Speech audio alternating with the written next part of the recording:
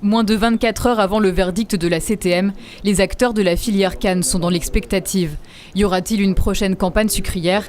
Et si oui, dans quelles conditions? S'il n'y a pas de couplage, on aura 1200 hectares de cannes qui resteront sur pied.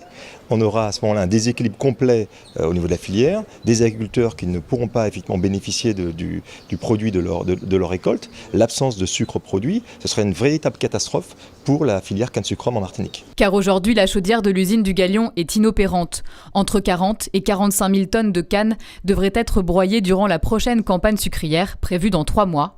De leur côté, les planteurs dénoncent des incohérences dans la gestion du projet de couplage de l'usine du Galion avec celle d'Albioma. Quand on entend les uns et les autres se positionner ou parler, on a l'impression que c'est arrivé, que tout le monde est au pied du mur. Non, la chaudière du Galion a été gérée, et l'usine du Galion a été gérée en bon père de famille.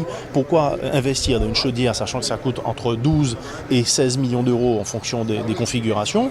Pourquoi investir dans une chaudière quand vous avez une solution technique qui avait déjà été abordée et adoptée depuis plus de 10 ans? Si l'usine devait rester fermée l'année prochaine, les répercussions seraient importantes. Sur les 208 planteurs du territoire, 68 dépendent directement du Galion.